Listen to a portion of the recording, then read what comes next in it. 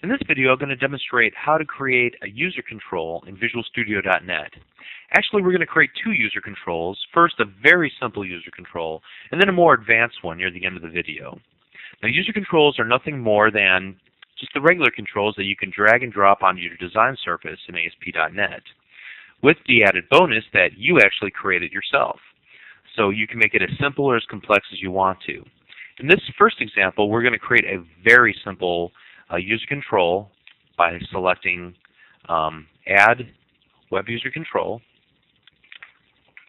We're going to call this my first. Select Open. And I get a design surface for my first .ASCX. So it does have a different extension than your ASPX.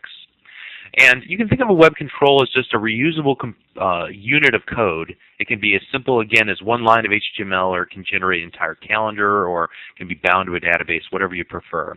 This one's just going to say Hello World. I'm going to save it and close it. And that's all there is. We just created a user control. Now, how do I get it onto my design surface? I merely go to my Solution Explorer and drag and drop it in. In fact, I'm going to drag and drop another instance of this onto my design surface and click Save. Notice when I do that it names them differently, my first one and my first two. If we go to the Properties window, we can see that we can change that in the Properties window under the ID. We can call this my second,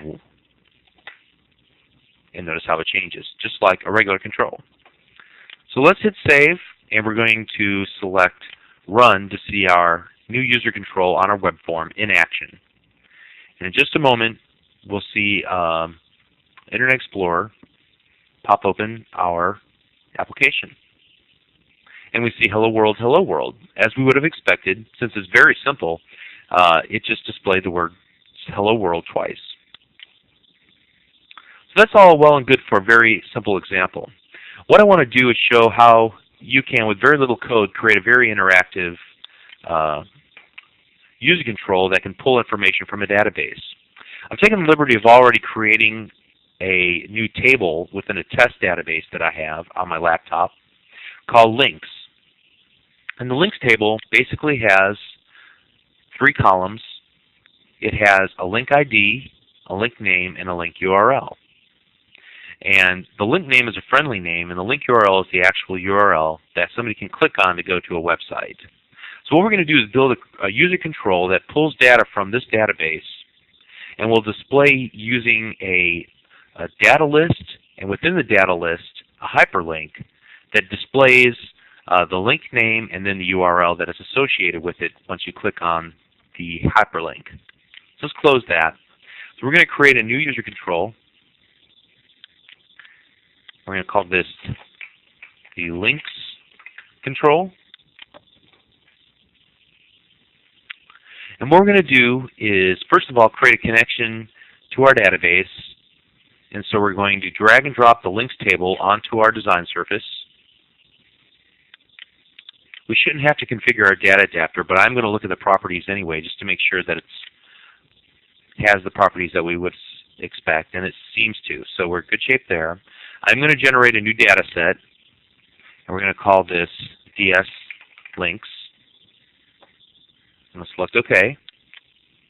Now, if any of this doesn't make sense, I'd really suggest that you take a look at some of the videos regarding the creation and use of data binding and data adapters and data sets. So you'll notice that we have our links.ascx file, which is currently open. We also have a dslinks.xsd, which holds the schema for the table that we have, the links table.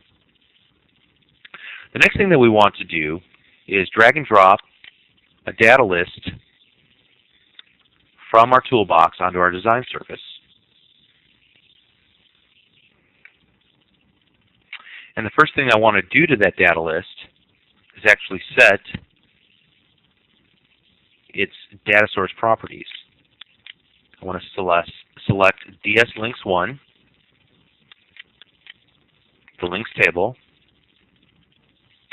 and I think that's all we'll need to do. I don't think I need to select anything else.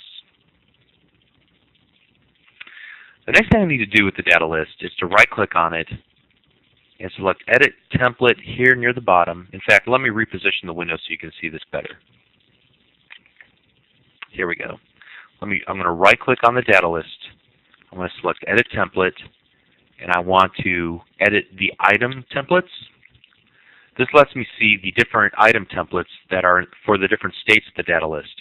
For example, this could be for alternating items. You can change the color of the cell, or you can change the font, or whatever you care to. You can change it, the look and the feel of it when it's selected. You can make it editable, or when it's actually edited here in this box. What we want to do is simply change the item template. And what we're going to do is place a hyperlink in that cell.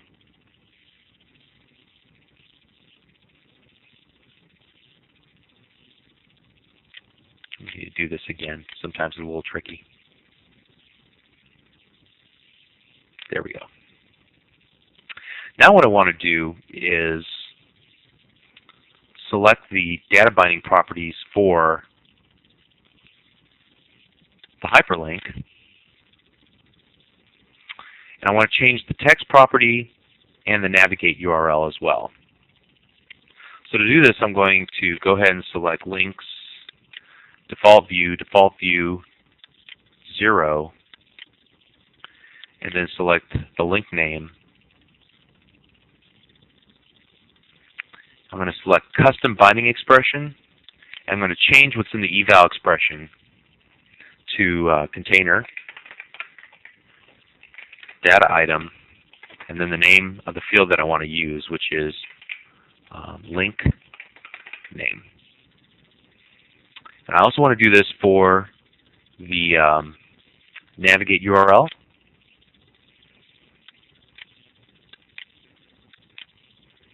This time I'll change the evaluation expression to container,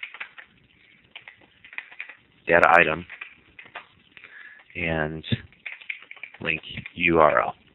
Now let me explain why I did this. First of all, since the hyperlink is within the data list, and we set the data list's data binding properties to our data set, basically we need to borrow from the current settings of the data list into the hyperlink.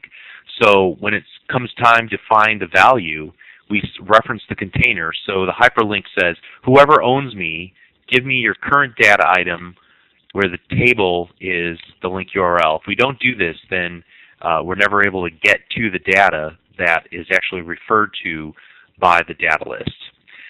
We'll refer to this and explain this more in a different video, but for right now, just trust that this syntax works.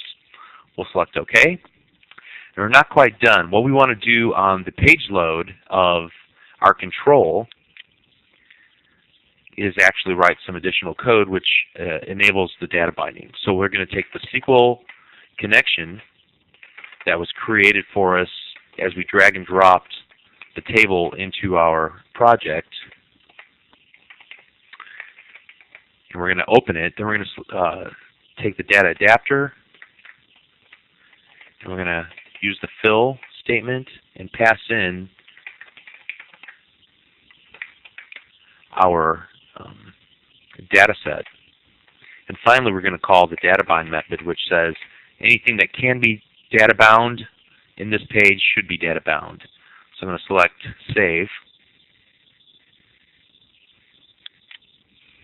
and Save, and then we're going to build it. And I hope I did everything right, but I may have missed a step. So we're going to test our user control. Going to close everything, go back to our solution, and open up our web form. We'll delete our user controls from there, and we'll drag and drop our new user control, the links user control. And we're going to hope for the best, but we'll probably have made a mistake, and so I may need to run this again. So let's go ahead and run and see what happens.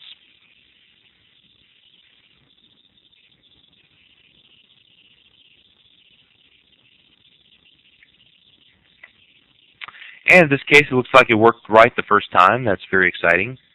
Let me make this window smaller so you can see something here. I'm going to hover my mouse cursor over LearnVisualStudio.net link, and notice that where it's linked to down here, I'm going to hover my mouse cursor then over Google and over MSDN. And so we were able to create a user control that pulls from a database and lists out all of the links. Now all I got to do is just add more links to my database table, and those will display the next time somebody views my web page.